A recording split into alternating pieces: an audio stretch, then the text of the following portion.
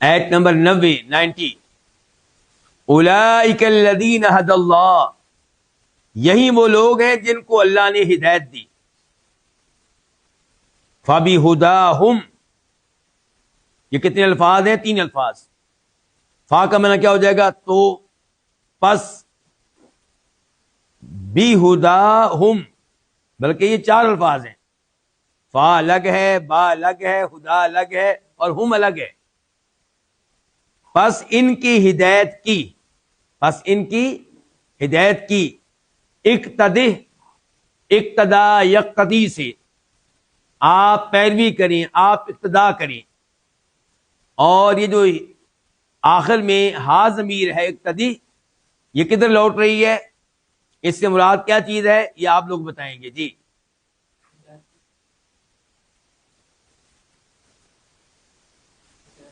آپ میں سے کسی کا بھی جواب درست نہیں ہے. یہ جو ہا ضمیر ہے اس کا کوئی ترجمہ نہیں کیا جائے گا.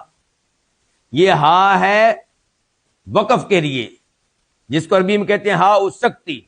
جیسے اللہ تعالیٰ فرماتے ہیں سورہ قاریہ میں وما ادراک ما ہیہ، آپ کو کیا معلوم کہ ما ہیہ یہ کیا ہے؟ اب لفظ کیا ہے؟ ما کیا ہے، ہیہ یہ، لیکن ہیہ کے بعد یا کے بعد ہا بھی ہے، اور یہ جو ہا ہے اس کا کوئی ترجمہ نہیں ہے. یہ عربوں کا کسی لفظ پہ وقف کرنے کا، ٹھہرنے کا ایک اسلوب اور انداز ہے. یعنی کہ اقتدی اگر آخر میں ہا نہ ہوتی تو اقتدی دال کے اوپر وقف کرنا اور ٹھہرنا یہ ذرا عجیب سا ہوتا. اس لیے آخر میں کیا لائے گی؟ ہا. جیسے عربی یہ بھی کہتے ہیں کیوں، لما. اب لما لام میم کا معنی ہے کیوں، لیکن آخر میں ہا بھی لے کر آتے ہیں رکنے کے لیے، لما. تو اس قسم کی یہ ہا ہے. مجھے امید ہے کہ آپ سمجھ گئے ہوں گے کہ اس کا ترجمہ نہیں ہے.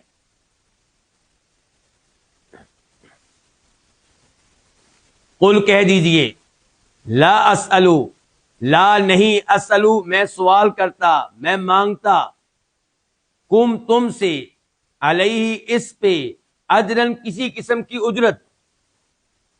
ان نہیں ہے، یہ ان کیا ہے؟ نافیہ، کیونکہ آگے الا آ رہا ہے. ان نہیں ہے ہوا یہ، الا مگر، ذکرہ نصیحت، للعالمین جہان والوں کے لیے.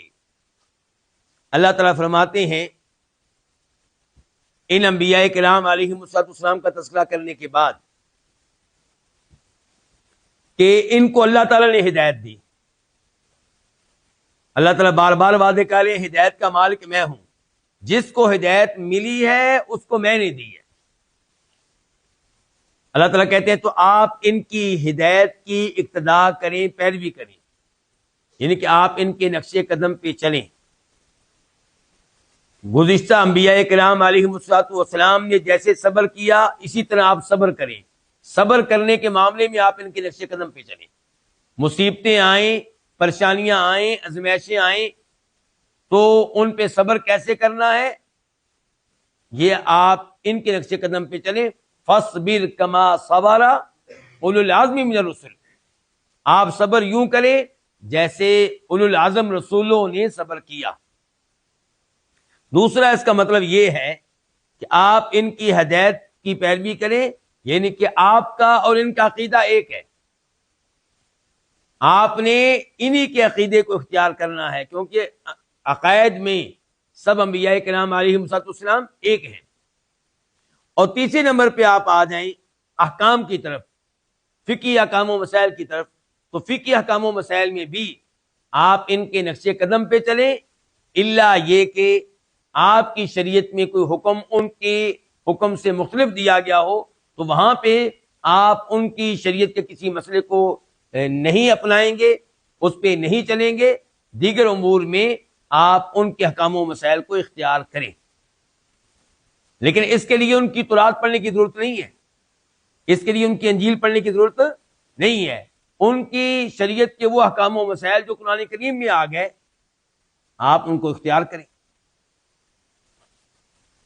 یہاں پہ ایک حدیث آپ کے سامنے رکھنا چاہوں گا جسے امام بخاری رحمہ اللہ روایت کرتے ہیں اور حدیث کے راوی ہیں امام مجاہد رحمہ اللہ۔ امام مجاہد کون ہے؟ صحابی ہیں کہ تابعی ہیں؟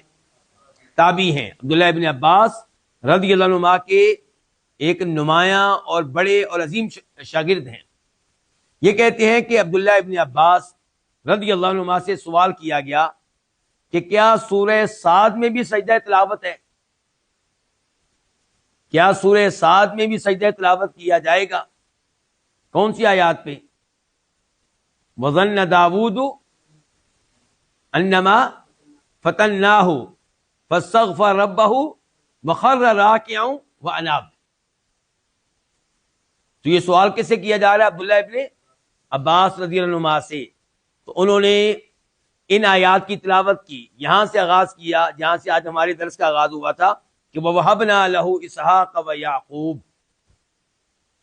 اور پھر یہ آیت بھی پڑھی جو ابھی ہم پڑھ رہے ہیں، یعنی کہ آیت نمبر 84 سے لے کر 90 تک، 84 سے لے کے 90 تک کی تلاوت کی، اور کہا کہ داؤد علیہ السلام کا نام ان انبیاء کرام علیہم السلام میں شامل ہے، داخل ہے، جن کے بارے میں اللہ نے کہا ہے فَبِهُدَاهُ مُقْتَدِهْ، آپ ان کے نقش قدم پہ چلیں، آپ ان کی ہدایت کی پیروی کریں۔